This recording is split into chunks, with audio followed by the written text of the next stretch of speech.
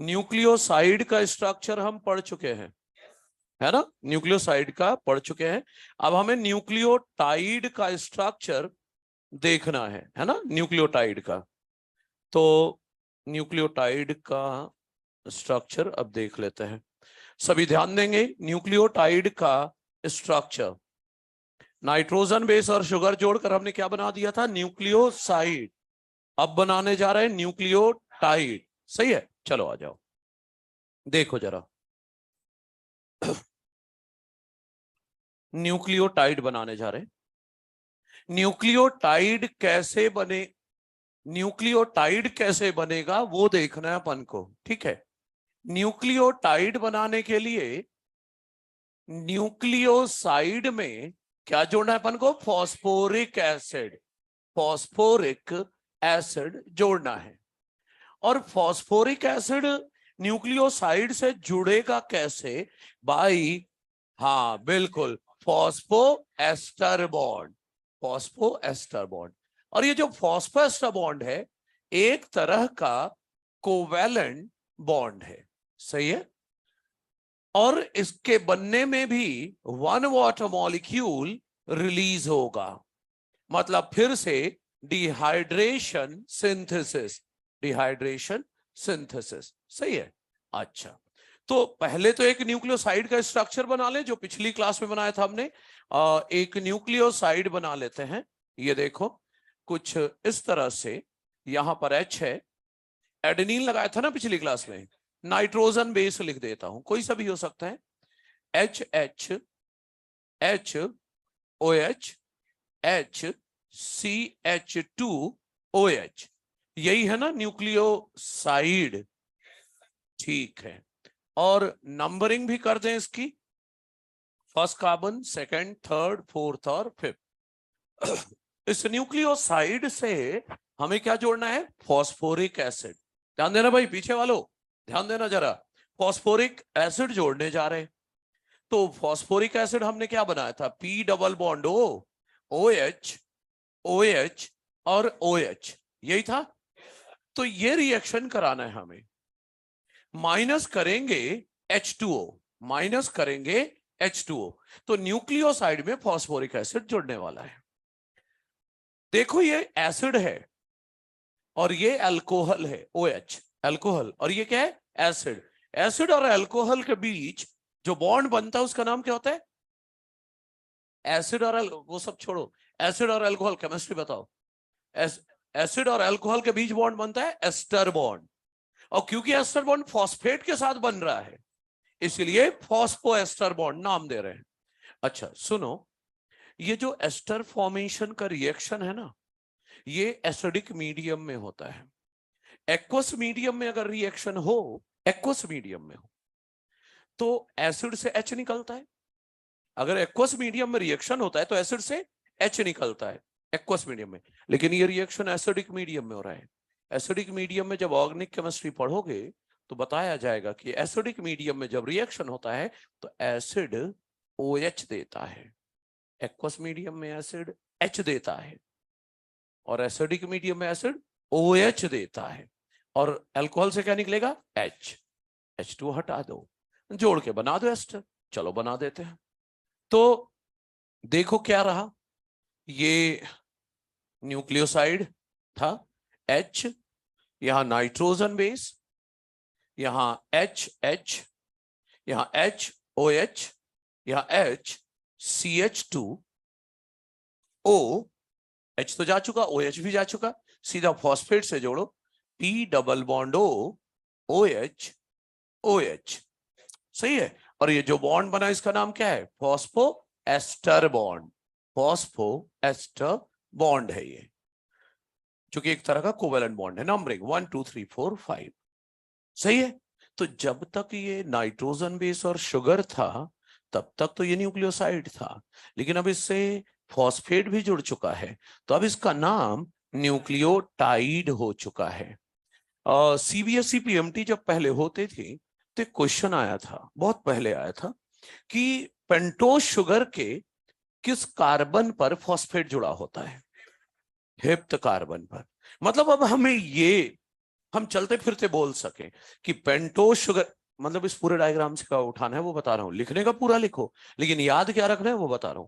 Pentose sugar के first carbon पर nitrogen base जुड़ा है एन ग्लाइकोसिडिक बॉन्ड से, और पेंटोज शुगर के फिफ्थ कार्बन पर फॉस्फेट जुड़ा है फॉस्फोएस्टर बॉन्ड से, ये याद रखना है। ठीक है ना? तो ठीक है, एक न्यूक्लियोटाइड बना लिया हमने, और बात दूसरी रही, अब हमें ढेर सारे न्यूक्लियोटाइड को जोड़कर क्या बनाना है? पॉली न्यूक्लियोटाइड चेन बनाएंगे। लेकिन उसके पहले हमें पढ़ना है types of nucleoside and types of nucleotide. तो आगे ये टाइप्स पढ़ लें, इसके बाद पॉलीन्यूक्लियोटाइड चेन बनाएंगे। ठीक है, बना लीजिए। हर टॉपिक से क्या विड्रॉ करना है हमें पहले से पता होना चाहिए।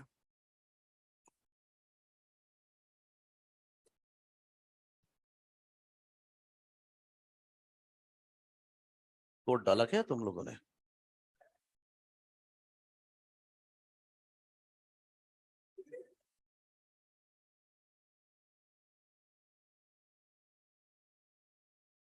पॉजिटिव बात करनी चाहिए, निगेटिव में हर जगह नहीं चिपकाना है।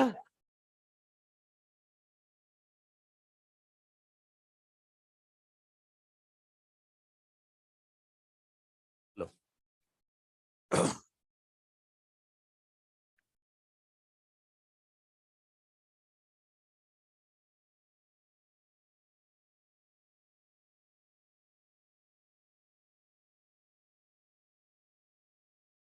हाँ भाई, न्यूक्लियोसाइड देखो, न्यूक्लियोसाइड में नाइट्रोजन बेस है और शुगर है ना? आपको जब नेचर की बात आएगी ना ग्रुप के हिसाब से, तो गई ये अल्कोहलिक है, OH, सही है? अल्कोहल के बेस पर आप बेसिक बोल रहे हो, और ये एसिडिक है, एसिड और अल्कोहल के बीच रिएक्शन हो रहा है, एस से बॉन्ड बन रहा है। ठीक है,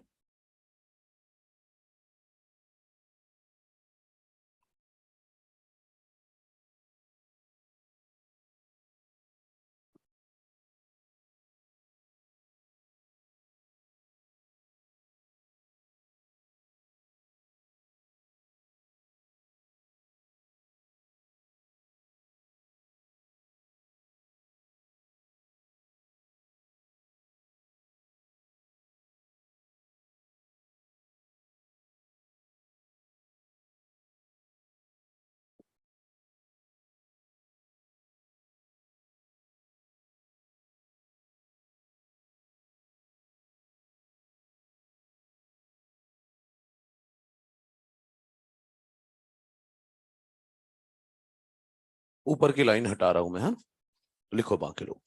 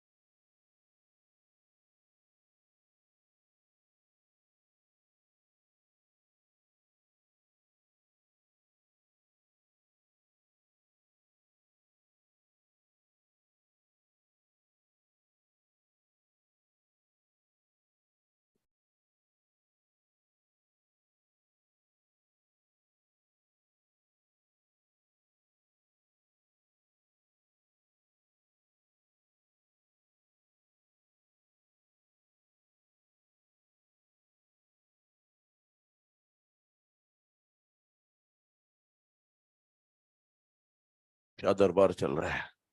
हम्म, क्या पूछ रहा है भाई? पीछे वालों से नहीं पूछो, गलत ही बताएंगे। तू क्यों भूल जा रहा कि वो तेरा कंपटीटर है? तेरी वाली सीट वो भी छीन सकता है ना? कट्टर कंपटीटर बन के रहना है क्लास में। यही सोच रहे हैं कि ये पड़ोस वाला ही मेरी सीट छीन सकता है, तो इससे सीट छीनने से रोकना है इसको, उसके लिए पढ़ना होगा। दोस्ती यारी क्लास के बाहर, क्लास के अंदर तो कट्टर दुश्मन वाला टाइप का कंपटीशन, तभी सिलेक्शन होगा। अब मैं ये नहीं बोल रहा हूं कि कट्टा ले आओ और उड़ा दो, ऐसे नहीं कंपटीशन खत्म होगा, पढ़ के खत्म होगा, समझ गए? हाँ, पढ़कर खत्म होगा कंपटीशन।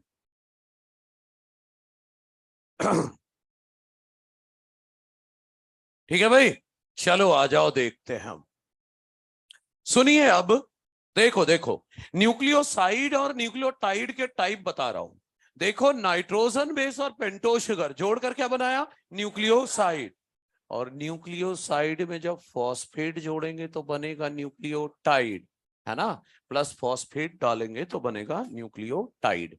सभी ध्यान देंगे और अच्छे से देखेंगे। न्यूक्लियोसाइड बनेगा और न्यूक्लियोसाइड में जब फॉस्फेट ऐड करेंगे तो बनेगा न्यूक्लियोटाइड। ठीक है, अब अच्छे से देखिएगा। पहले आरएनए के लिए बनाएंगे, फिर डीएनए के लिए बनाएंगे। ठीक है, तो पहले आरएनए के लिए। आरएनए के लिए नाइट्रोजन बेस क्या होगा? एक तो एडेनिन होगा, ए फॉर एडेनिन है, जी फॉर ग्वानिन है, सी फॉर साइटोसिन है, यू फॉर यूरासिल है। अच्छा, और पेंटोस शुगर के नाम पर आरएनए के लिए राइबोस शुगर होगा। तो adenine plus ribose, guanine plus ribose, cytosine plus ribose, uracil plus ribose.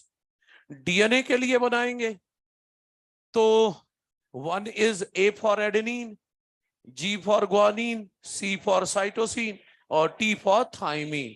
और पेंटोस शुगर राइबोस की जगह डीऑक्सी राइबोस हो जाएगा। Guanine plus deoxyribose, cytosine plus deoxyribose, thymine plus deoxyribose. अब क्या बन जाएगा? नाइट्रोजन बेस और पेंटोस शुगर जोड़ रहे हैं तो क्या बनने वाला है? न्यूक्लियोसाइड। तो चलो न्यूक्लियोसाइड बना लेते हैं, ध्यान देना जब।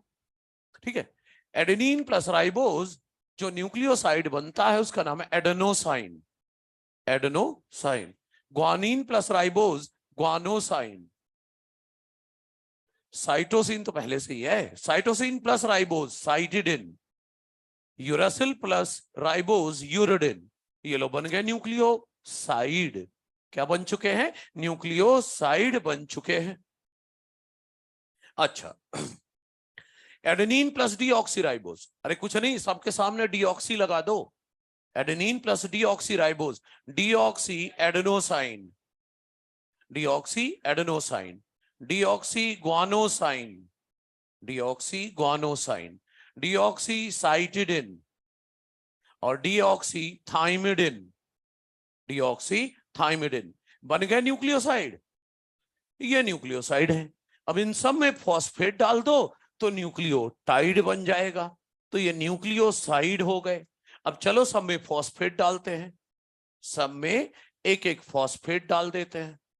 तो एडेनोसाइन में एक फॉस्फेट डाला तो बन गया न्यूक्लियोटाइड जिसका नाम है एडेनोसाइन मोनोफॉस्फेट, एडेनोसाइन मोनोफॉस्फेट।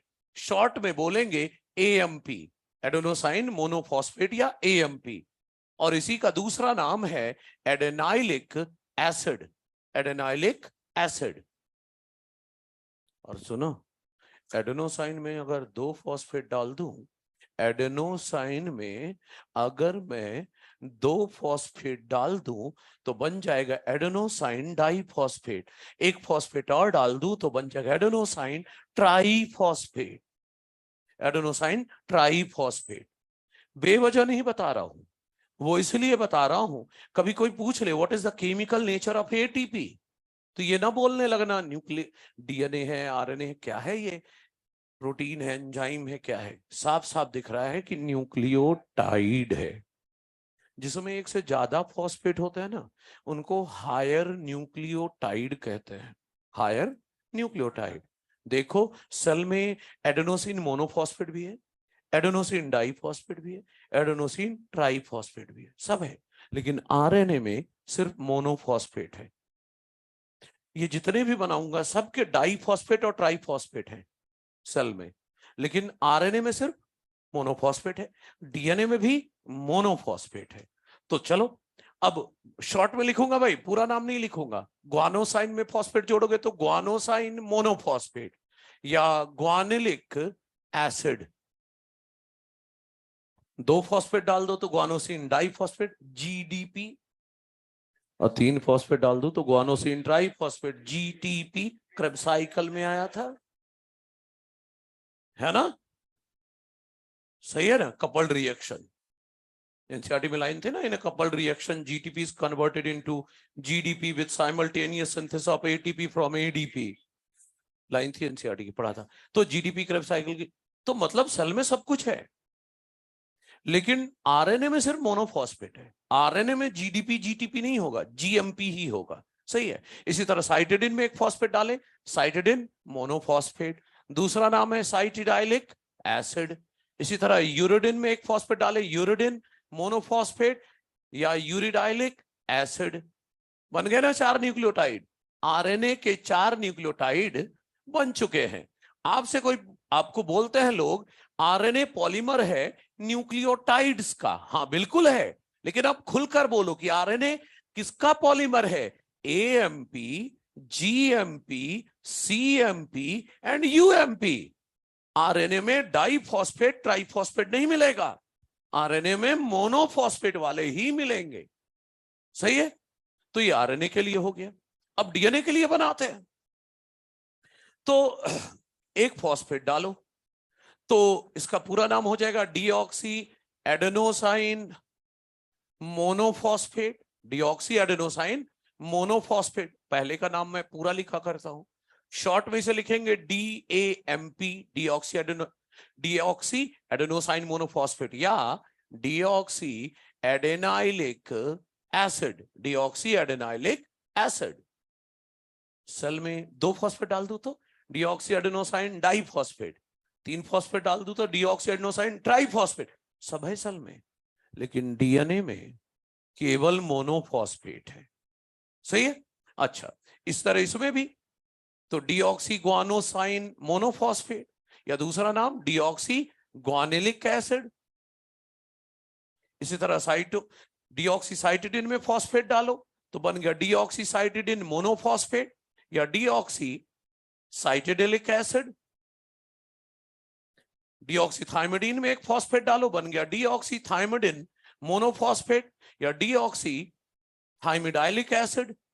सही है। तो कहने का मतलब यह है कि सेल में तो सबके मोनो डाई ट्राई फॉस्फेट सब हैं, लेकिन डीएनए में क्या है? तो डीएनए में सब ये मोनोफॉस्फेट के फॉर्म में ही पाए जाते हैं। तो RNA is polymer of dAMP, dGMP, dCMP and dTMP. कोई दिक्कत तो नहीं है? मतलब कुल मिला के 8 तरह के न्यूक्लियोटाइड हो गए, आरएनए के 4 और डीएनए के 4, 8 हो गए, है कि नहीं? तो ये न्यूक्लियोसाइड और न्यूक्लियोटाइड के टाइप बता दिए मैंने। अब ढेर सारे न्यूक्लियोटाइड को जोड़कर क्या बनाने वाला हूं? पॉलीन्यूक्लियोटाइड। लेकिन उसके पहले ये सब खत्म करें।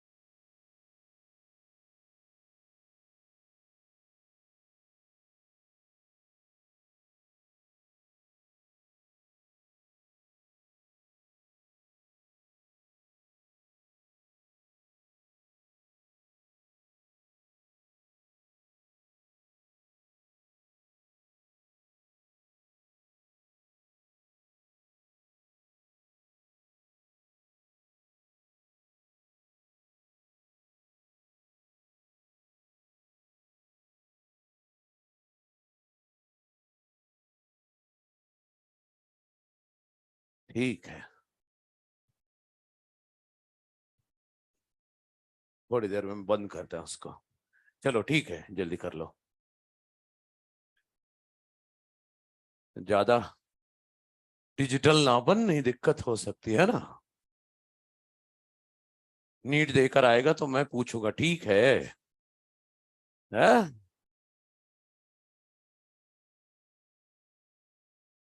घर वालों को भी बोल दूंगा, पूछ लेना इससे, सब ठीक है? ध्यान दे ले, पढ़ ले।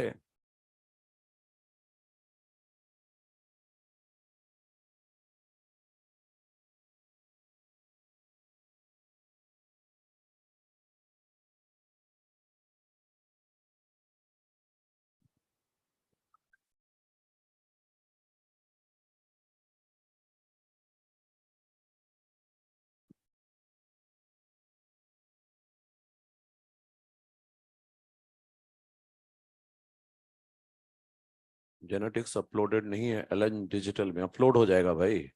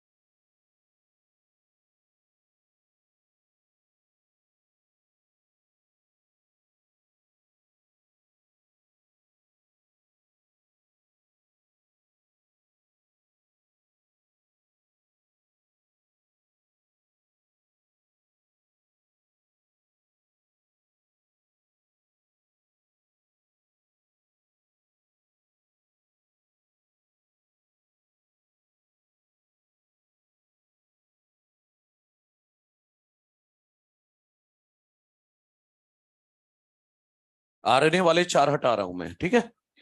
हाँ ठीक है, जल्दी करिए।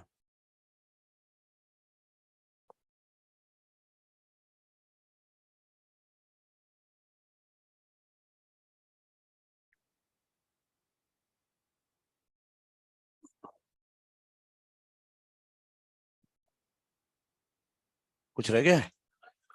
ठीक है, जल्दी करो भाई, जल्दी।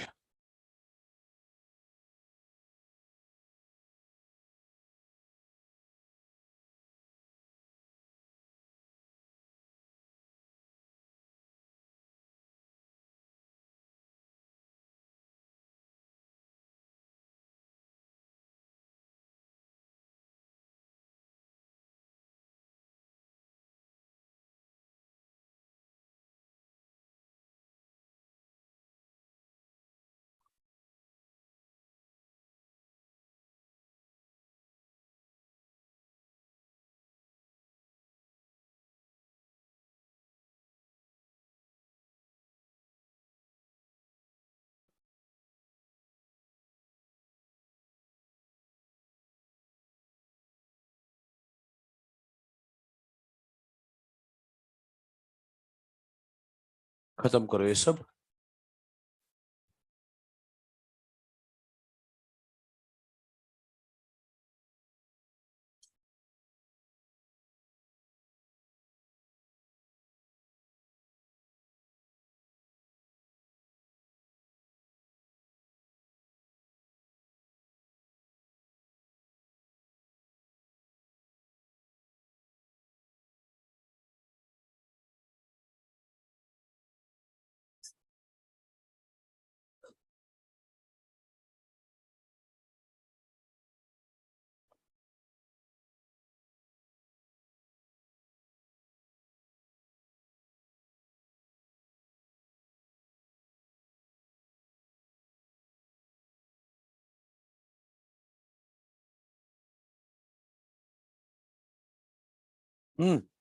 पहला हटा रहा हूं, है ना।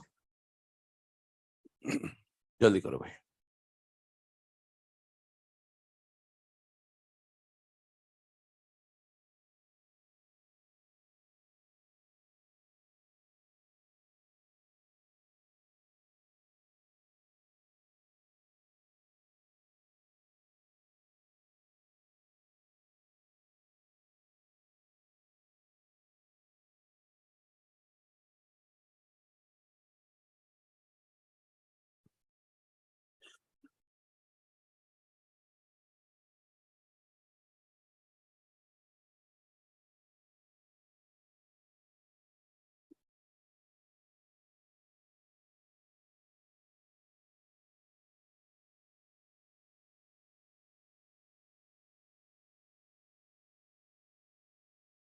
अब जो बताने वाला हूं उसमें आपको थोड़ा सा दिमाग पर जोर डालना पड़ेगा, क्योंकि थोड़ा अलग लेवल पर बात होगी।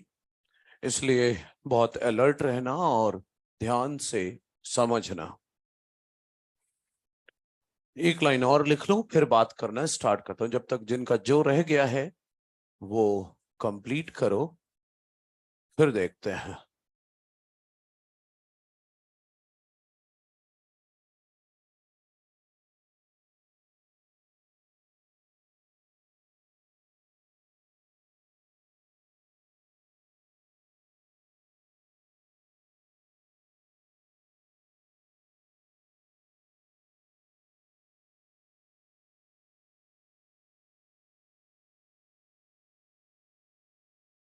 ओके, चलो आ जाओ, अब समझते हैं, है ना।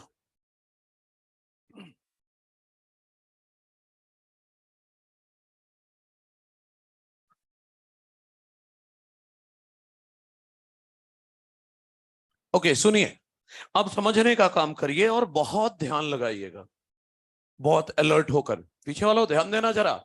सबसे पहले पॉलीन्यूक्लियोटाइड चेन, न्यूक्लियोटाइड्स आपस में जुड़ेंगे, मतलब न्यूक्लियोटाइड्स पॉलीमराइज होंगे, आपस में जुड़ेंगे, तब ना पॉलीन्यूक्लियोटाइड चेन बनेगा। लेकिन ये न्यूक्लियोटाइड्स आपस में जुड़ेंगे कैसे?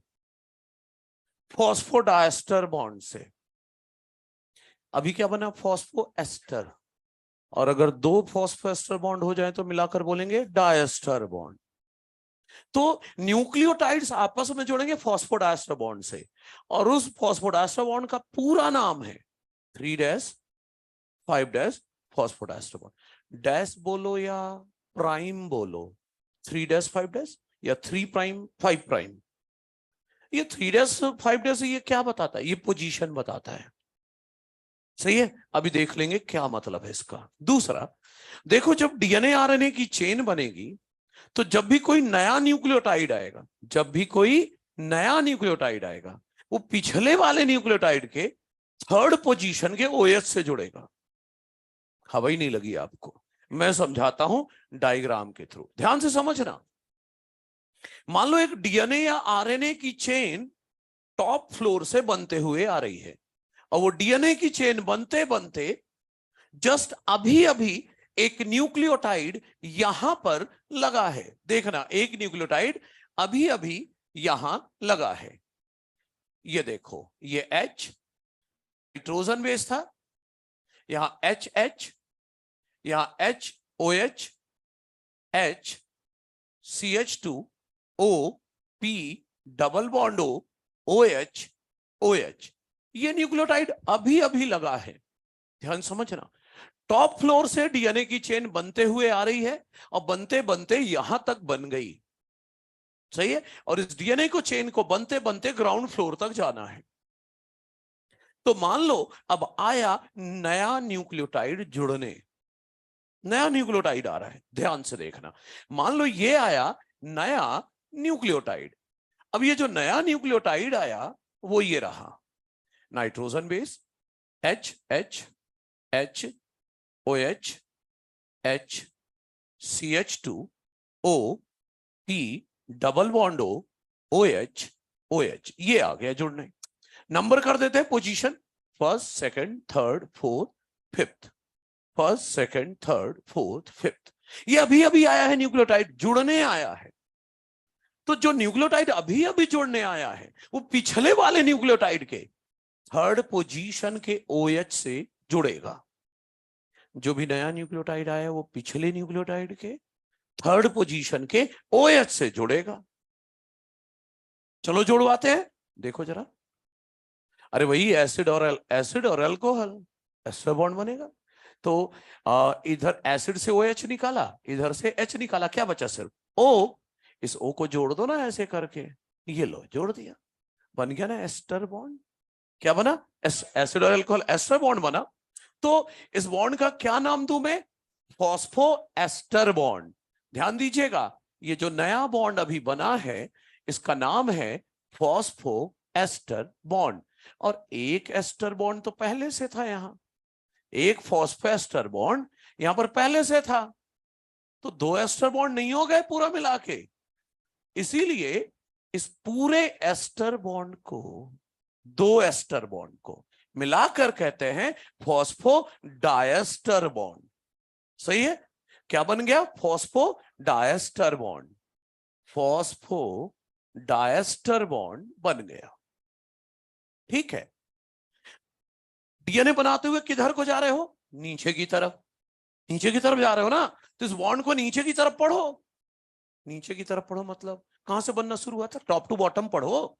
ये कौन सा पोजीशन है? थर्ड।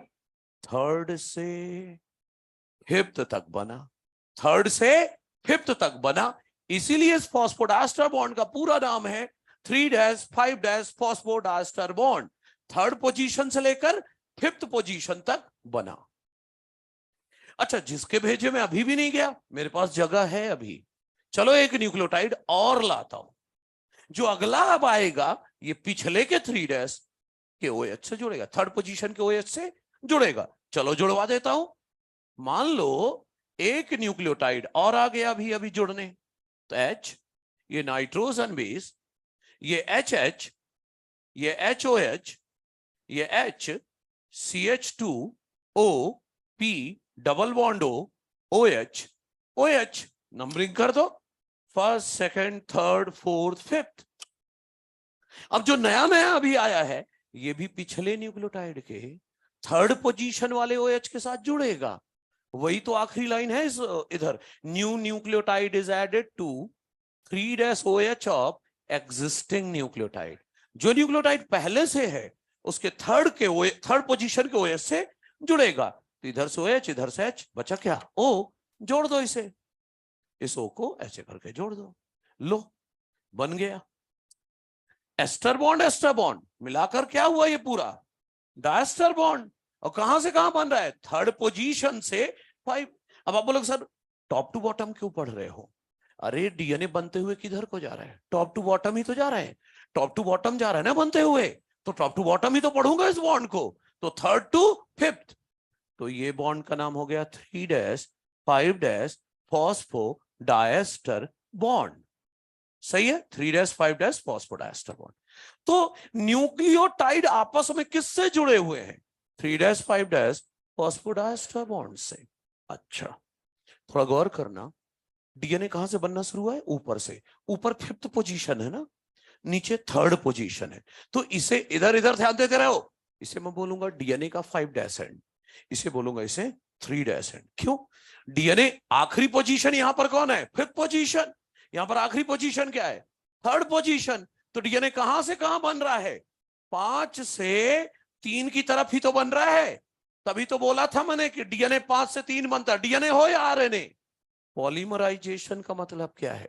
न्यूक्लियोटाइड्स का आपस में जुड़ना।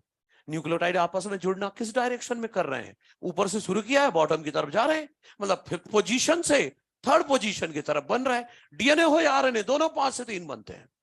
सर ये 5' एंड 3' एंड कुछ सिग्निफाई करते हैं? हाँ, 5' एंड का मतलब है यहां पर कौन फ्री है? Phosphate group. यहां 5' एंड पर कौन फ्री है? Phosphate group. 5' एंड पर फॉस्फेट ग्रुप फ्री है और 3' एंड पर OH ग्रुप फ्री है। सर ये फ्री है का क्या मतलब है? सुनो, इस वाले फॉस्फेट को देखो, नीचे की तरफ भी जुड़ा हुआ है, ऊपर की तरफ भी जुड़ा हुआ है। इस वाले फॉस्फेट को देखो, नीचे की भी तरफ जुड़ा है, ऊपर की तरफ भी जुड़ा है।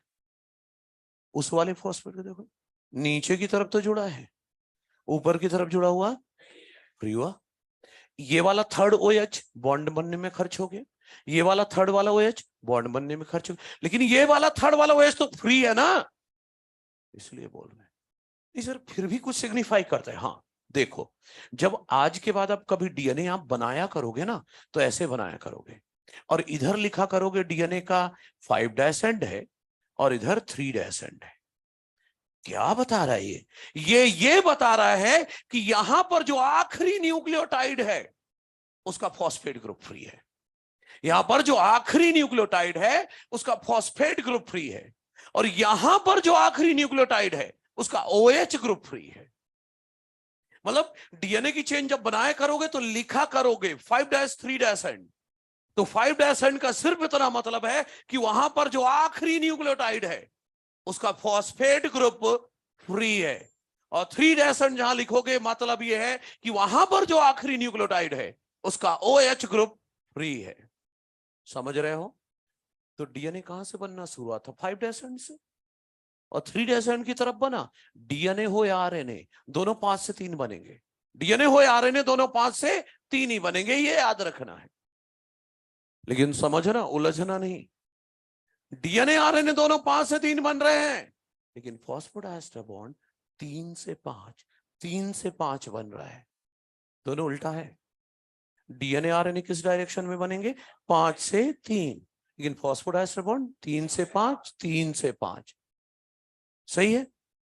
अच्छा, डीएनए ना दो स्ट्रैंड का होता है। डीएनए में दो स्ट्रैंड होते हैं, सिंगल स्ट्रैंड नहीं होता, दो स्ट्रैंड होते हैं।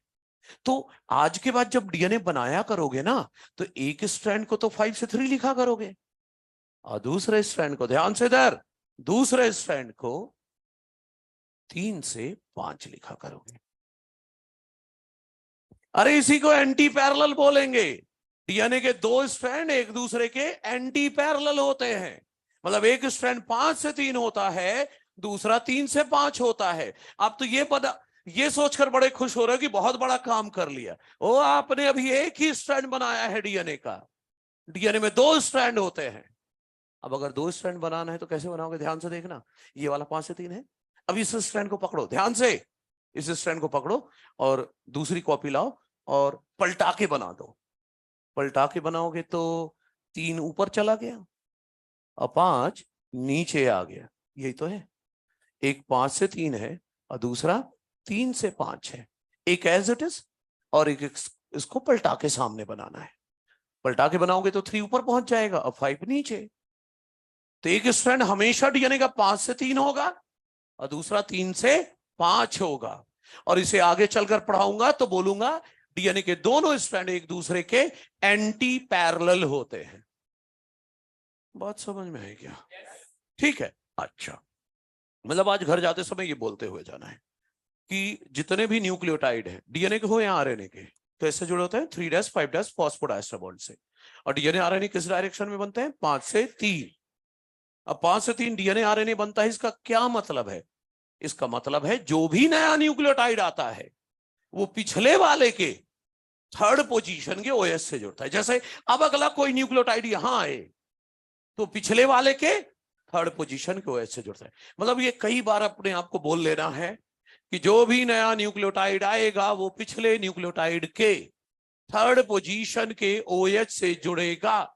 ये आपको काम आएगा, इस चैप्टर के मिड तक काम आएगा। अभी 1-2 बार और पढ़ेंगे ये हम। ये तो अभी इंट्रोडक्शन, अभी तो मैंने पढ़ाना शुरू ही नहीं किया। हेडिंग डाली क्या डीएनए? नहीं, अभी सिर्फ इंट्रोडक्शन की बात कर रहा हूं।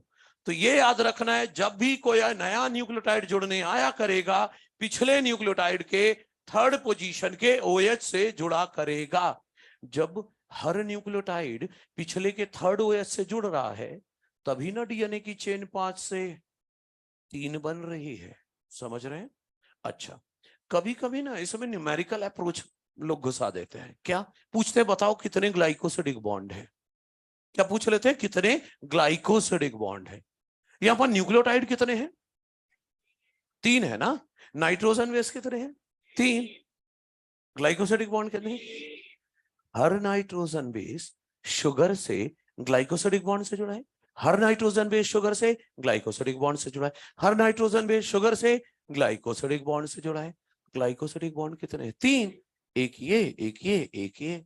तो ग्लाइकोसिडिक बॉन्ड निकालना बिल्कुल आसान है। जितने न्यूक्लियोटाइड, जितने नाइट्रोजन बेस, उतने ही ग्लाइकोसिडिक बॉन्ड। सही है? ध्यान देते रहिएगा। तो अगर आपसे कोई नंबर ऑफ ग्लाइकोसिडिक बॉन्ड पूछे, नंबर ऑफ ग्लाइकोसिडिक बॉन्ड्स पूछे, तो बोलो is equal to number of nucleotides और नाइट्रोजन बेसिस। कोई दिक्कत तो नहीं है? समस्या तब आती है जब लोग आपसे पूछ लेते हैं नंबर ऑफ फॉस्फोडाइस्टर बॉन्ड। अब आप बोलोगे सर ये क्या है? n-3-1 दो ही तो फॉस्फोडाइस्टर बॉन्ड है। नहीं, आप नहीं समझे। हम जवाब दे ही नहीं सकते। आप वो इधर हंसने का काम डीएनए पर, आपका अपना डीएनए ऐसे ही है, पता नहीं अजीब सा दिख रहा है। ठीक है, इधर हंसो, है ना, उसके साथ मिलके नहीं, इधर ध्यान दो। हाँ, फॉस्फोडाइस्टर बॉन्ड कितने हैं ये जवाब डायरेक्ट नहीं दे सकते। आप मुझसे पूछोगे ये बताओ डीएनए सिंगल स्ट्रैंडेड है कि डबल स्ट्रैंडेड है? डीएनए सिंगल स्ट्रैंडेड है कि डबल स्ट्रैंडेड है? SS is single stranded DNA, DS is double stranded DNA. Sir अब जवाब दे लेंगे? नहीं, अभी भी नहीं दे सकते। अब मुझसे पूछोगे सर बताओ डीएनए लीनियर है कि सर्कुलर, तब जवाब देंगे। सिंगल स्ट्रैंडेड है ठीक है, लेकिन लीनियर है तो अलग आंसर आएगा सर, सर्कुलर है तो अलग आंसर आएगा। डबल स्ट्रैंडेड डीएनए है, लीनियर है कि सर्कुलर है, ये बताओ, तब आंसर देंगे हम। ऐसा क्यों? ये वाला डीएनए कैसा है? ओ भाई, गर्दन झुकाने वाले। हाँ, एक चीज याद रखो, क्लास में गर्दन कट जाए चलेगी, झुकनी नहीं चाहिए, समझ गया? हाँ, नीट के बाद भी गर्दन झुकनी नहीं चाहिए, खुलकर बोल सको हाँ मेरे इतने आ रहे हैं, समझा? तो गर्दन क्लास में ऊंची रहेगी तो बाद में भी ऊंची रहेगी। अब सुनो मेरी बात, मैं ये बोल रहा हूं ये डीएनए सिंगल स्ट्रैंडेड है, लीनियर है, सिंगल स्ट्रैंडेड है और लीनियर है। न्यूक्लियोटाइड कितने हैं? 3। फॉस्फोडाइस्टर बॉन्ड के 2, मतलब जितने न्यूक्लियोटाइड -1 है ना। तो अगर सिंगल स्ट्रैंडेड लीनियर है तो फॉर्मूला है n-1। अरे बना के देख लो, 3 न्यूक्लियोटाइड ये रहे, 3 न्यूक्लियोटाइड लीनियर, ये आपस में जुड़े हैं फॉस्फोडाइस्टर बॉन्ड से, ये आपस में जुड़े हैं फॉस्फोडाइस्टर बॉन्ड से। न्यूक्लियोटाइड 3 है लेकिन फॉस्फोडाइस्टर बॉन्ड 2 हैं, तो जितने nucleotide -1। Sir double stranded linear है तो 2 स्ट्रैंड बना लो, दूसरा स्ट्रैंड बनाओ। 3 न्यूक्लियोटाइड ये रहे, फॉस्फोडाइस्टर बॉन्ड एक ये है और एक ये है, तो इधर भी तो 3 न्यूक्लियोटाइड -1, 2 फॉस्फोडाइस्टर बॉन्ड। क्या कितने न्यूक्लियोटाइड हैं? डबल स्ट्रैंडेड है, ठीक है, न्यूक्लियोटाइड कितने हैं? 6। फॉस्फोडाइस्टर बॉन्ड कितना? मतलब जितने न्यूक्लियोटाइड -2। अरे सिंपल है, एक स्ट्रैंड में -1 करना है, दूसरे स्ट्रैंड में भी -1 करना है, तो कुल कितना माइनस कर रहे हो? 2। तो लीनियर डबल स्ट्रैंडेड है, फॉर्मूला क्या चलेगा? जितने न्यूक्लियोटाइड -2, 6 न्यूक्लियोटाइड है तो 4 फॉस्फोडाइस्टर बॉन्ड, सही है? अच्छा सर, सर्कुलर का कुछ अलग है क्या? हाँ, मान लो 3 न्यूक्लियोटाइड है, 3 न्यूक्लियोटाइड, एक फॉस्फोडाइस्टर बॉन्ड, एक फॉस्फोडाइस्टर बॉन्ड, एक फॉस्फोडाइस्टर बॉन्ड, कितने हैं? 3। 3 न्यूक्लियोटाइड, 3 फॉस्फोडाइस्टर। अरे सर्कुलर में तो एंड है ही नहीं, एंड कहां है? सर्कल है, तो 3 न्यूक्लियोटाइड है तो 3 फॉस्फोडाइस्टर बॉन्ड, मतलब सिंगल स्ट्रैंडेड है, लीनियर सर्कुलर है, नंबर ऑफ न्यूक्लियोटाइड जितने होंगे उतने फॉस्फोड। सर डबल स्ट्रैंडेड सर्कुलर है तो? अच्छा डबल स्ट्रैंड बना लो ना, एक न्यूक्लियोटाइड, दूसरा न्यूक्लियोटाइड, तीसरा न्यूक्लियोटाइड, इनके बीच 1, इनके बीच 2, इनके बीच 3। कितने न्यूक्लियोटाइड है? 6। फॉस्फोडाइस्टर बॉन्ड कितने हैं? 6। 1 2 3 ये, 1 2 3 ये, 6, तो इक्वल टू n बोलूं? तो अगर सर्कुलर है डीएनए तो चाहे सिंगल स्ट्रैंड हो या डबल स्ट्रैंड, जितने न्यूक्लियोटाइड उतने फॉस्फोडाइस्टर। लेकिन लीनियर है, अगर सिंगल स्ट्रैंड है तो -1 और डबल स्ट्रैंडेड है तो -2। इस पर बेस्ड कुछ न्यूमेरिकल कराने वाला हूं मैं आपको, ठीक है? लेकिन उसके पहले देखिए, डायग्राम बनाने की जरूरत नहीं है, आप चाहें तो जब ये लाइन लिखे ना, ये 2 लाइन लिखे तो यहां लिख देना refer module page number 107 109, refer module page number 109, खत्म। या फिर किसको बहुत मन कर रहा है लिखने का तो मैं बताता हूं, अगर किसी को लिखना ही है तो काहे को इतने सारे बनाओ, कॉन्सेप्ट तो वही है, 3' एंड ये लो फ्री OH ग्रुप कर दिया। अरे 2 न्यूक्लियोटाइड बनाऊं या 50 बनाऊं, कॉन्सेप्ट तो इतना ही है, घर जाके 100-200 जोड़ लेना, कौन मना कर रहा है? अभी 2 जोड़ के दिखा दिया मैंने, ठीक है? तो सबसे पहले जिसको डायग्राम नहीं बनाना है, n क्या है वो लिख दूं यहां, n क्या है? नंबर ऑफ न्यूक्लियोटाइड्स और नाइट्रोजन बेसिस, और नाइट्रोजन बेसिस। अच्छा सुनो, जिसे डायग्राम नहीं बनाना है ये 2 लाइन लिखने के बाद लिख देना refer module page number 109, diagram बना हुआ है। जिसे बनाना है 2 का है बना भी सकते हैं, और ये फॉर्मूला लिख लें, इस पर बेस फिर कुछ क्वेश्चंस करते हैं, क्वेश्चन करेंगे तब जाकर ये चैप्टर का इंट्रोडक्शन पूरा होगा। हाँ बोलो भाई। फॉस्फोडाइस्टर बॉन्ड, फॉस्फोडाइस्टर बॉन्ड देखो, अगर लीनियर है, लीनियर है, कितने न्यूक्लियोटाइड है? 2। फॉस्फोडाइस्टर बॉन्ड कितना है? 1, एक ही तो है, तो जितने न्यूक्लियोटाइड -1, और अगर यही दो स्ट्रैंड में हो तो पहले स्ट्रैंड में भी -1, दूसरे वाले में भी तो -1 ही करोगे, है कि नहीं? तो -2 करना पड़ रहा है, ये है दोनों स्ट्रैंड में से -1, तो जितने न्यूक्लियोटाइड -2 हो जाएगा। सही है, होगा ही नहीं, एंड ही नहीं होगा। हाँ,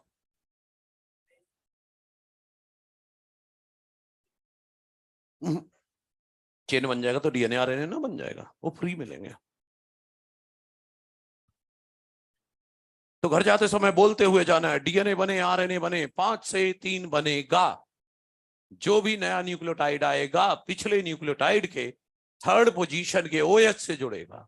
और फॉस्फोडाइस्टर बॉन्ड का नाम क्या है? 3' 5' फॉस्फोडाइस्टर बॉन्ड। ये सब बिल्कुल क्रिस्टल क्लियर रहना चाहिए। ये चैप्टर शुरू होने के पहले सिर्फ इसीलिए पढ़ा रहा हूं ताकि फाउंडेशन स्ट्रांग होगा तभी बिल्डिंग बढ़िया बनती है। तो हमारे ये चैप्टर जो है इसका फाउंडेशन इसीलिए स्ट्रांग कर रहा हूं ताकि कहीं गिरे ना ये बिल्डिंग।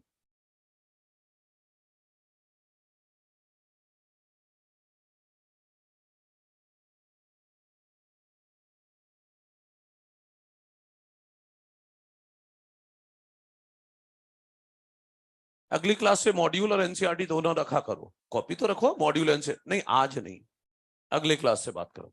क्योंकि मैं कभी कभी बोलूंगा मॉड्यूल का ये पेज निकालो, इसमें ये समझाना है, कभी बोलूंगा एनसीईआरटी का ये पेज निकालो।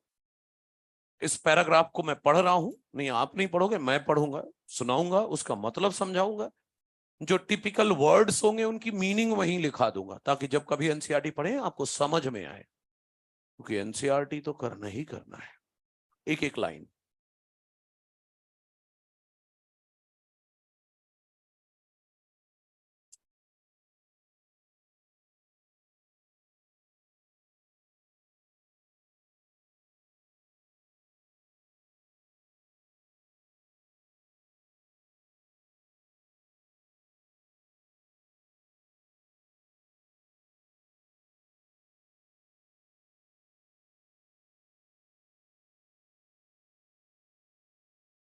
कंप्लीट करें इसको, कुछ क्वेश्चन कर ले।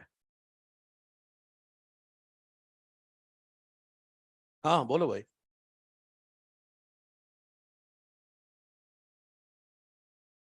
हाँ थोड़ा सा रिएक्टिव होगा। देखो मैंने ये नहीं बोला डीएनए इज नॉन रिएक्टिव, मैंने बोला डीएनए इज लेस रिएक्टिव। क्योंकि आरएनए अगर बनेगा तो हर जगह सेकंड पोजीशन वाला ओएच तो बचेगा ही, प्लस आखिरी वाला ओएच बचेगा, लेकिन डीएनए में सिर्फ आखिरी वाला ओएच बचेगा, तो लेस रिएक्टिव हुआ नहीं डीएनए।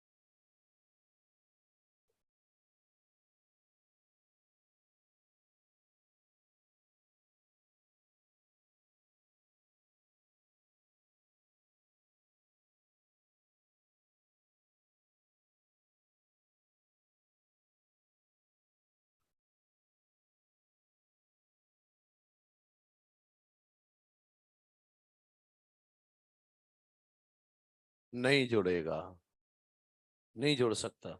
याद है, जो एंजाइम डीएनए आरएनए बनाने वाली है उसका नेचर यही है कि वो पिछले के 3' से ही न्यूक्लियोटाइड जुड़वाएगी।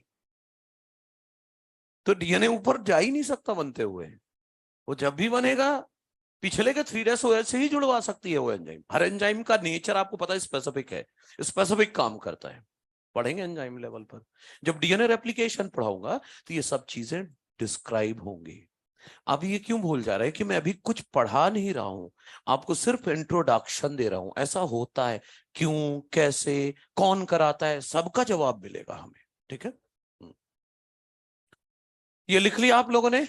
ये क्वेश्चन लिखना है अपन को, जल्दी जल्दी जल्दी।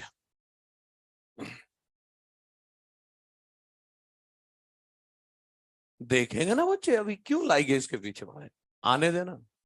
लाइगेज का काम ही नहीं पता आपको अभी। किसको जोड़ता है लाइगेज?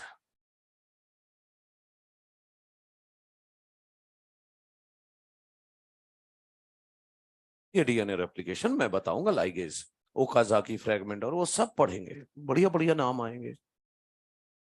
एक साइंटिस्ट का नाम था रिजी ओकाजाकी, उसके बेस पर नाम है ओकाजाकी फ्रैगमेंट, उनको जोड़ता है, देखेंगे ना, सब देखेंगे। अभी फिलहाल आप इंट्रोडक्शन पर रहे, अभी चैप्टर स्टार्ट करने वाले हैं, बस 2-3 क्वेश्चन करके। पहला क्वेश्चन,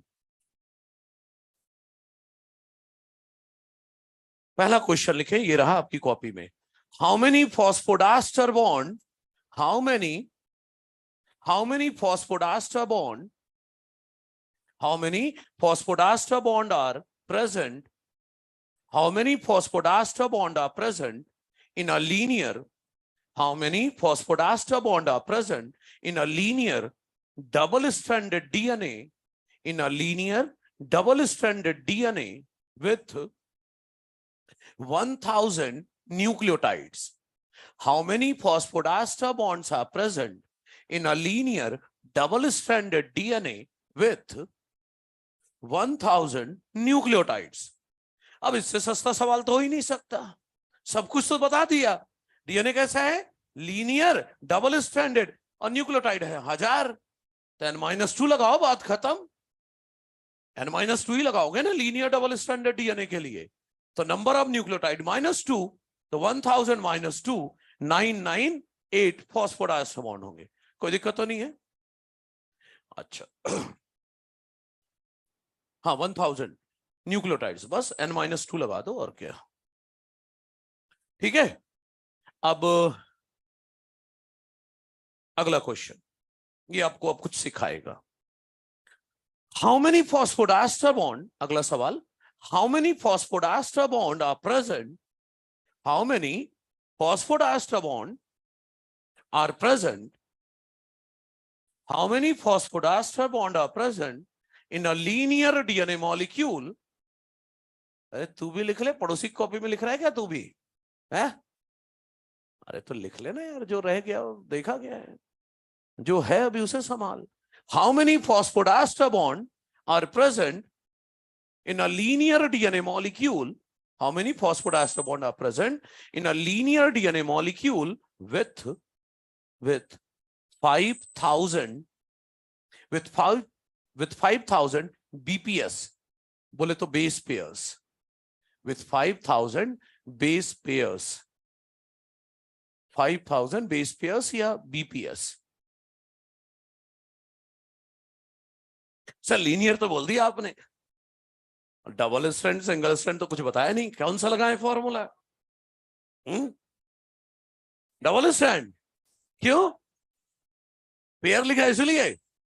हाँ कुछ लोग सही तुक्का लगा रहे हैं, समझो, समझ लो अच्छे से, बेस पेयर का मतलब समझो।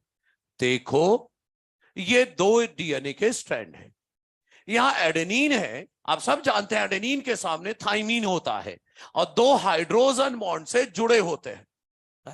नहीं पता है तो आप सुन लो, एडेनिन के सामने हमेशा थाइमीन होता है और 2 हाइड्रोजन बॉन्ड से जुड़ा होता है। ग्वानिन के सामने हमेशा साइटोसिन होगा और 3 हाइड्रोजन बॉन्ड से जुड़ा होता है। पढ़ेंगे आगे।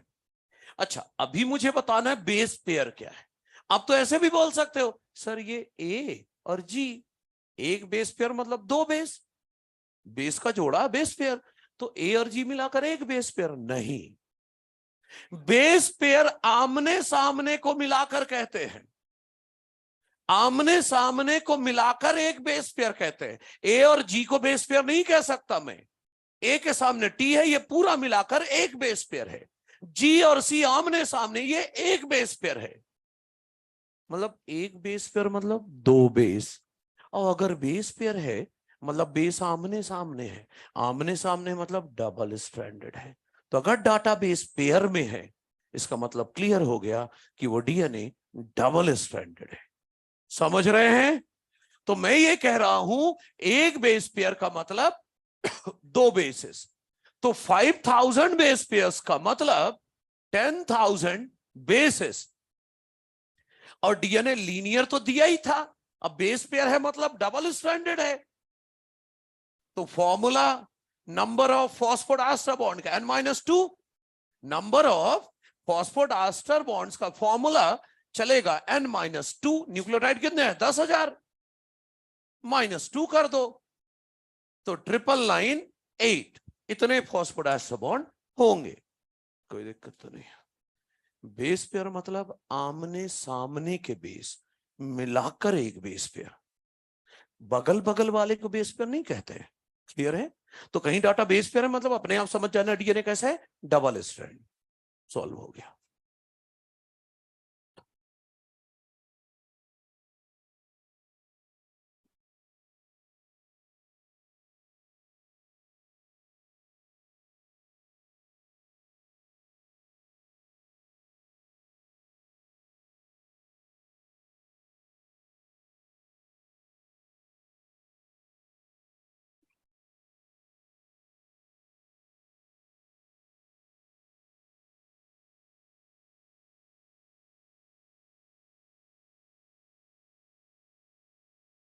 ठीक है,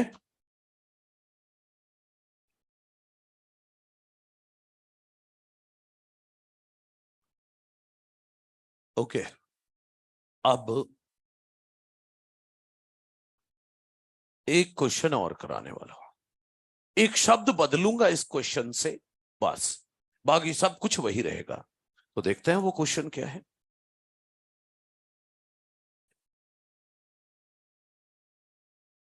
लिख लिया भाई पीछे वालों? हाँ, थोड़ा सजग रहो यार, आलसियों की तरह ना बैठो, है ना। क्लास में एक्टिव नहीं, हाइपर एक्टिव रहना चाहिए, है ना। ब्रेक इसीलिए होते हैं 10 मिनट के। 10 मिनट का ब्रेक इसलिए होता है to refresh yourself. Refresh का मतलब है कि ब्रेक के बाद आओ तो जो क्लास अटेंड कर रहे हो वो आपको पहली लगनी चाहिए। रिफ्रेश, लैपटॉप में रिफ्रेश क्यों करते हो, कंप्यूटर में रिफ्रेश क्यों करते हो? ताकि उसे लगे बस अब ताजा ही ताजा है सब कुछ, अभी तो शुरू किया है। समझ गए?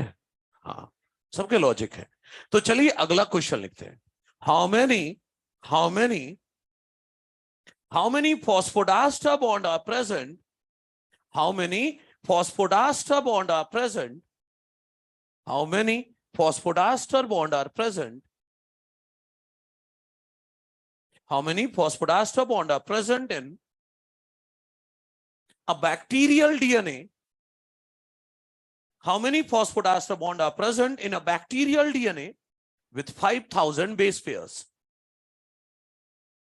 In a bacterial DNA with 5,000 base pairs.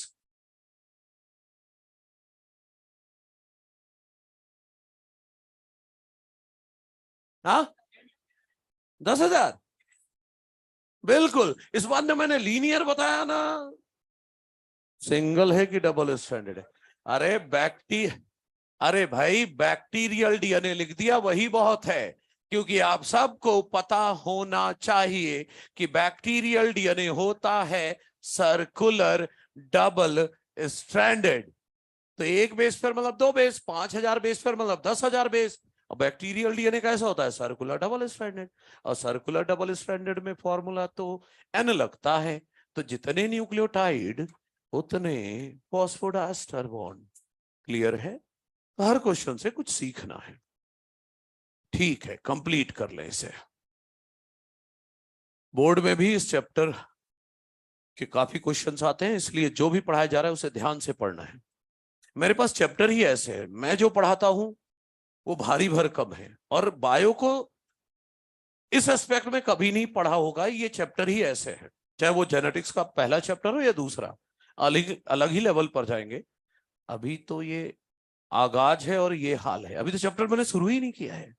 अब हेडिंग डाल रहा हूं डीएनए, और अब चैप्टर स्टार्ट करेंगे, बहुत मजा आने वाला है। लेकिन शर्त यही है कि दिमाग का भरपूर उपयोग करना है, ये आलसियों की तरह नहीं बैठना है। डॉक्टर को बिल्कुल अलर्ट रहना चाहिए, आलसी होकर सर्जरी किया तो पता चले सीजर वही अंदर ही छोड़ के चले आए।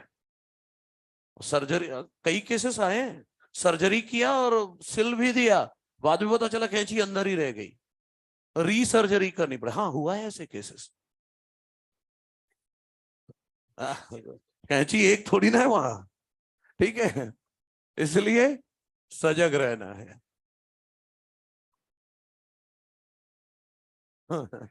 अब कैंची से थोड़ी नहीं सिल रहा है। ओके, चलिए, हो गया पूरा। अब चलिए स्टार्ट करते हैं चैप्टर को। Heading DNA. अभी कुछ नहीं लिखना है, ध्यान से समझना है हर कॉन्सेप्ट को, ठीक है। अभी बेसिक बात करूंगा क्योंकि चैप्टर जस्ट स्टार्ट ही हो रहा है। तो देखिए, डीएनए को ध्यान से, डीएनए को आप सब जानते हैं डिस्कवर किया था फ्रेडरिक मिशर ने, है ना। फ्रेडरिक मिशर ने खोजा था 1869 में। डीएनए नाम दिया था जैकेरियस ने, नाम डीएनए दिया था जैकेरियस ने, हमें नहीं याद करना है। डीएनए का पूरा नाम है डीऑक्सीराइबो न्यूक्लिक एसिड, ठीक है। और आप सब जानते हैं, जैसे नाम बता रहा है, डीएनए एसिडिक है और निगेटिवली चार्ज्ड है, सही है। डीएनए में जो शुगर है वो डीऑक्सी राइबोज शुगर है, डीऑक्सी राइबोज है। नाइट्रोजन बेस के नाम पर एडेनिन, थाइमीन, ग्वानिन, साइटोसिन है। आपकी जानकारी के लिए बताऊं, largest biomolecule of the cell यही है, largest biomolecule of the cell यही है। देखो, डीएनए सब में होता है और जहां भी होगा जेनेटिक मटेरियल का काम करेगा, सिवाय कुछ वायरस के। कुछ वायरस में आरएनए होता है, जिन वायरस में आरएनए होता है उन्हें आरएनए वायरस कहते हैं। तो आरएनए वायरस अगर मैं छोड़ दूं, उनको छोड़कर सब में क्या मिलेगा, डीएनए। और डीएनए जहां भी होगा will act as genetic material. तो अगला पॉइंट मैं ये लिख रहा हूं, except RNA viruses, except RNA viruses, DNA is present in all the living cells and act as genetic material. DNA जहां भी होगा क्या काम करेगा, जेनेटिक मटेरियल का काम करेगा।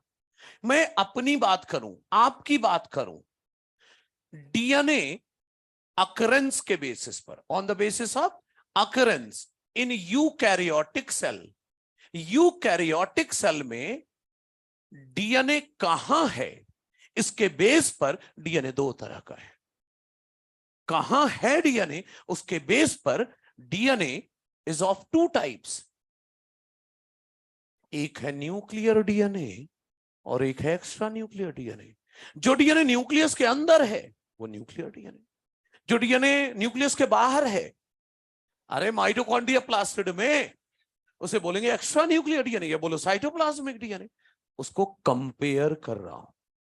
तो आपका न्यूक्लियर डीएनए और एक्स्ट्रा न्यूक्लियर डीएनए, इन दोनों को मैं कंपेयर करने जा रहा हूं। किसको किसको, nuclear DNA and extra nuclear DNA, nuclear DNA and extra nuclear DNA, दोनों को कंपेयर कर रहा हूं। देखिएगा, न्यूक्लियर डीएनए क्या है, डीएनए जो पाया जाता है इनसाइड द न्यूक्लियस, और जो डीएनए आउटसाइड द न्यूक्लियस मिले, DNA outside the nucleus, DNA outside the nucleus, इसे बोलेंगे एक्स्ट्रा न्यूक्लियर डीएनए। मतलब कौन से डीएनए की बात हो रही है, DNA of mitochondria and plastid.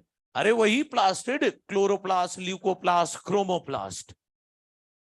आप इसे साइटोप्लाज्मिक डीएनए भी कह सकते हैं, ठीक है।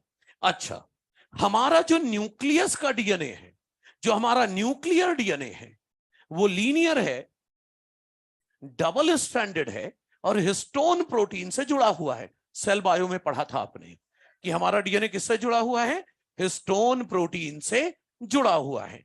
हिस्टोन प्रोटीन के बारे में बहुत कुछ पढ़ने वाले हो इस चैप्टर में, अभी तो सिर्फ नाम लिया है मैंने। हमारे न्यूक्लियस का डीएनए लीनियर है, डबल स्ट्रैंडेड है, मतलब ऐसा है, और हिस्टोन प्रोटीन से जुड़ा होगा। लेकिन माइटोकॉन्ड्रिया प्लास्टिड का डीएनए आपको पता है, mitochondria and plastid are nothing, they are modified prokaryotic cell.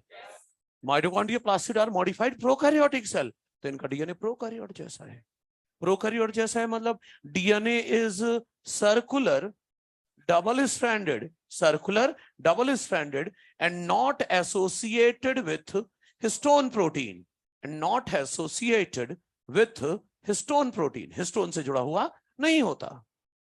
हमारे डीएनए में एडेनिन, थाइमिन, ग्वानिन, साइटोसिन सब है न्यूक्लियर डीएनए में, लेकिन ज्यादा क्या है तो एडेनिन, थाइमिन, ग्वानिन, साइटोसिन सब कुछ, लेकिन न्यूक्लियर डीएनए में ज्यादा क्या है, एडेनिन और थाइमिन। इसी तरह एक्स्ट्रा न्यूक्लियर डीएनए में एडेनिन, थाइमिन, ग्वानिन, साइटोसिन सब कुछ है, लेकिन ज्यादा क्या है, guanine, cytosine, just like prokaryotic cell. हमारा न्यूक्लियर डीएनए रेप्लिकेट करता है in S phase of cell cycle, लेकिन माइटोकॉन्ड्रिया प्लास्टिड तो कभी भी डबल हो सकते हैं। माइटोकॉन्ड्रिया प्लास्टिड कभी भी डबल हो सकते हैं, लेकिन माइटोकॉन्ड्रिया प्लास्टिड तो तभी डबल होंगे ना जब उनका डीएनए डबल होगा। तो माइटोकॉन्ड्रिया प्लास्टिड कभी भी डबल हो सकते हैं, इसका मतलब उनका डीएनए कभी भी रेप्लिकेट हो सकता है, कोई फेज नहीं है। कहने का मतलब एक्स्ट्रा न्यूक्लियर डीएनए में replicate at any phase of cell cycle, any phase of cell cycle. ठीक है, और सुनिए, हमारे न्यूक्लियर डीएनए में जो जीन है उसे हम न्यूक्लियर जीन या कैरियोजीन कहते हैं। न्यूक्लियर जीन कहते हैं या कैरियोजीन कहते हैं। अरे भूल गए क्या, न्यूक्लियस का दूसरा नाम कैरियन दिया था, न्यूक्लियस का दूसरा नाम कैरियन, तो वही न्यूक्लियर जीन या कैरियोजीन कहेंगे। न्यूक्लियर डीएनए में जो जीन है उन्हें क्या बोलोगे, न्यूक्लियर जीन या कैरियोजीन। और ये डीएनए कहां, साइटोप्लाज्म में ही तो है, इसलिए माइटोकॉन्ड्रिया प्लास्टिड में जो के डीएनए में जो जीन है उसे कहेंगे साइटोजीन या प्लाज्मा जीन। अरे साइटोप्लाज्म के दो टुकड़े कर दो ना, साइटो अलग, प्लाज्मा अलग। अरे साइटोप्लाज्मिक जीन बोल दो भाई, साइटोप्लाज्मिक जीन बोल दो, कोई दिक्कत नहीं है। या क्या बोल सकते हो, साइटोजीन या प्लाज्मा जीन। अच्छा, यहां तक तो सब ठीक है। एक पॉइंट और है, ध्यान से सुनिएगा। न्यूक्लियर डीएनए का इनहेरिटेंस बाइपेरेंटल होता है, न्यूक्लियर डीएनए का इनहेरिटेंस बाइपेरेंटल होता है, और एक्स्ट्रा न्यूक्लियर डीएनए का इनहेरिटेंस यूनिपेरेंटल होता है। ये पॉइंट मैं समझाने जा रहा हूं आपको, यूनिपेरेंटल होता है या बोलो मैटरनल होता है। क्या मतलब है इस पॉइंट का, क्या बता दिया मैंने, ध्यान से देखना सभी, ध्यान से देखो। ह्यूमन एम्ब्रियोलॉजी आप सब पढ़ चुके हो। देखो, स्पर्म और ओवम, स्पर्म का ये हेड, ये मिडिल पीस, ये टेल। हेड वाले एरिया में मैक्सिमम एरिया क्या होता है, न्यूक्लियस, नेग्लिजिबल साइटोप्लाज्म होता है, और याद है मिडिल पीस में होता है माइटोकॉन्ड्रिया, मिडिल पीस में होता है माइटोकॉन्ड्रिया, मिडिल पीस में होता है माइटोकॉन्ड्रिया, और बाकी ये टेल है। और ओवम, ओवम ये रहा, ओवम का न्यूक्लियस ये रहा, और यहां भी तो साइटोप्लाज्म में माइटोकॉन्ड्रिया होगा, ये रहा माइटोकॉन्ड्रिया, ये क्या है, माइटोकॉन्ड्रिया, कोई दिक्कत तो नहीं है, ये क्या है, माइटोकॉन्ड्रिया। जब स्पर्म और ओवम का फर्टिलाइजेशन होता है, तो जब जाइगोट बनता है, जो जाइगोट बना, न्यूक्लियस तो दोनों का पार्टिसिपेट करेगा फर्टिलाइजेशन में, समझ रहे हो। तो न्यूक्लियर डीएनए जाइगोट को कहां से मिला, ध्यान से, न्यूक्लियस कहां से मिला, न्यूक्लियर डीएनए कहां से मिला, माइटोकॉन्ड्रिया। न्यूक्लियर डीएनए कहां से मिला, स्पर्म और ओवम दोनों से। ओ नीली टोपी वाले भाई ध्यान दे लेना, देखो फालतू के काम ना करो, नहीं फिर मैं अलग तरीके से जगाऊंगा, 2-4 दिन नींद नहीं आएगी। तो इधर हो जरा, दिखने दे उसका है। क्या नाम है तेरा? क्या नाम है तेरा? आशुतोष। डॉक्टर बनना है ना अपन को? डॉक्टर बनना है मतलब सजग रहना है। ध्यान दे ले, देख क्या बता रहा हूं। देखो, स्पर्म और ओवम दोनों का न्यूक्लियस पार्टिसिपेट किया है फर्टिलाइजेशन में। मतलब जाइगोट को न्यूक्लियर डीएनए कहां से मिला है? स्पर्म और ओवम दोनों से। कहने का मतलब न्यूक्लियर डीएनए हमें स्पर्म और ओवम दोनों मतलब मम्मी और पापा दोनों से मिला है। न्यूक्लियर डीएनए मम्मी और पापा दोनों से मिला है। तभी लिखा है न्यूक्लियर डीएनए का इनहेरिटेंस बाई पेरेंटल है। लेकिन आपको पता है जब फर्टिलाइजेशन होता है तो केवल हेड जाइगोट बनाने को कंट्रीब्यूट करता है, मिडिल पीस और टेल तो डिस्ट्रॉय हो जाते हैं। और माइटोकॉन्ड्रिया तो मिडिल पीस में था, वो तो डिस्ट्रॉय हो गया। मतलब माइटोकॉन्ड्रिया स्पर्म से नहीं मिला है। कहां से मिला है? ओवम से। मतलब केवल मां से मिला है। माइटोकॉन्ड्रिया कहां से मिला जाइगोट को? जाइगोट को माइटोकॉन्ड्रिया जो मिला है वो स्पर्म के मिडिल पीस में माइटोकॉन्ड्रिया था, लेकिन मिडिल पीस तो डिस्ट्रॉय हो जाता है, जाइगोट बनाने में पार्टिसिपेट ही नहीं करता। कौन करता है? ओवम का ये माइटोकॉन्ड्रिया। इसका तो सिर्फ हेड और ये पूरा ओवम फ्यूज होता है। समझ रहे हैं? तो न्यूक्लियर डीएनए स्पर्म और ओवम दोनों से आया, लेकिन माइटोकॉन्ड्रिया कहां से मिला? स्पर्म से नहीं मिला, केवल ओवम से, मतलब मां से। समझ रहे हो? तो माइटोकॉन्ड्रिया हमें मां से मिला, तो माइटोकॉन्ड्रियल डीएनए भी कहां से मिला? मां से। तभी तो लिखा मैंने कि माइट एक्स्ट्रा न्यूक्लियर डीएनए का इनहेरिटेंस यूनिपेरेंटल होता है, मैटरनल होता है। पापा से आता तो लिखता पैटर्नल, मम्मी से आया इसलिए मैटरनल। देखो हमारे पुराने जमाने के जो एंसेस्टर थे कितने लॉजिकल थे। मां को शक्ति का रूप बोलते थे, क्योंकि मां से ही शक्ति मिलती है। मां ने ही आपको powerhouse of the cell दिया है। वो ना हो तो आप तो ऐसे ही रह जाओगे बिना एनर्जी के। तो मां को शक्ति का रूप इसीलिए बोलते हैं क्योंकि मां ने ही हमें माइटोकॉन्ड्रिया दिया है। सही है? मैंने तो कई लोगों को बायोलॉजी के स्टूडेंट्स को मदर्स डे के दिन विश करते देखा है, फेसबुक इंस्टा। एक माइटोकॉन्ड्रिया की फोटो डालते हैं और नीचे लिख देते हैं thanks mom for giving me mitochondria, happy Mother's Day. हाँ ठीक है, तो सही तो है उनका तरीका। मां ने ही तो माइटोकॉन्ड्रिया दिया है। तो न्यूक्लियर डीएनए मम्मी पापा दोनों से मिला, और माइटोकॉन्ड्रियल डीएनए किससे मिला है? मां से मिला है। तो याद रखना, मां ने ही हमें एनर्जी दी है, बोले तो शक्ति दी है, मतलब माइटोकॉन्ड्रिया दिया है। मां से लगाव शायद इसीलिए ज्यादा होता है लोगों का। पता है क्यों? क्योंकि पापा से डीएनए कम मिला, मम्मी से ज्यादा मिला। क्या? पापा से सिर्फ न्यूक्लियर डीएनए मिला, मम्मी से न्यूक्लियर डीएनए के साथ साथ माइटोकॉन्ड्रियल डीएनए भी तो मिला है। तो ज्यादा डीएनए मिला ना।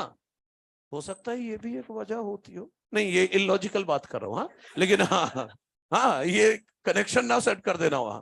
तो मैं ये कह रहा हूं न्यूक्लियर डीएनए मम्मी पापा दोनों से मिला, और माइटोकॉन्ड्रियल डीएनए केवल मम्मी से मिला। डन। तो ये एक छोटा सा इंट्रोडक्शन था इस चैप्टर का। अगली क्लास में आते ही एनसीईआरटी टच करूंगा मैं। ठीक है, आज के लिए इतना ही। 10 मिनट वैसे लेट हो गए, वो नेट वो LN प्लस ही ऑन नहीं हो रहा था। कोई बात नहीं, इतना संभाल लो आज के लिए। ऑनलाइन वालों bye bye. Okay Radhe Radhe, bye bye.